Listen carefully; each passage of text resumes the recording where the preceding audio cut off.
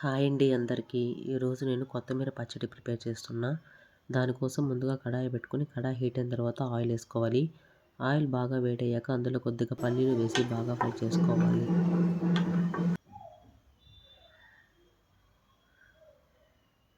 పల్లీలు బాగా ఫ్రై చేసుకున్న తర్వాత ఇందులోనే ధనియాలు కూడా వేసుకొని బాగా ఫ్రై చేసుకోవాలి.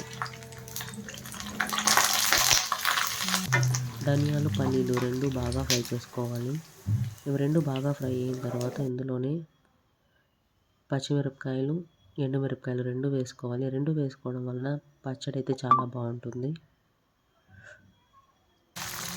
ఇవి రెండు కూడా బాగా ఫ్రై చేసుకోవాలి. ఇవన్నీ బాగా ఫ్రై అయిన తర్వాత వీటిని తీసి మిక్సీ జార్లోకి వేసుకోవాలి. తర్వాత అదే కడాయిలో ముందుగా కట్ చేసి పెట్టుకున్న 4 టమాటాలు కూడా వేసి బాగా ఉడికించుకోవాలి.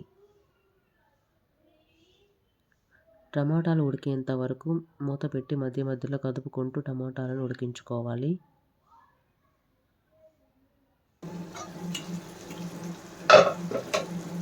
టమాటాలు కూడా ఉడికించుకున్న తర్వాత వీటిని కూడా తీసి మిక్సీ జార్లోకి తీసుకోవాలి. తర్వాత అదే కడాయిలో కొద్దిగా నూనె వేసుకొని ముందుగా కట్ చేసి కడిగి పెట్టుకున్న కొత్తిమీరను కూడా వేసుకోవాలి.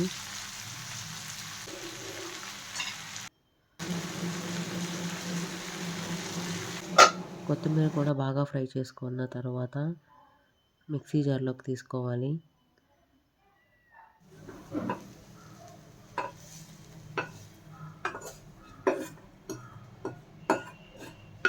తర్వాత ఇందులోనే కొద్దిగా వెల్లుల్లి, కొంచెం జీలకర్ర,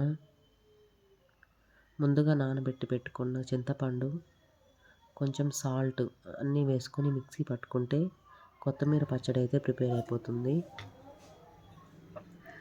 దీనికి కాంబినేషన్గా నేనైతే దోశ వేస్తున్నాను.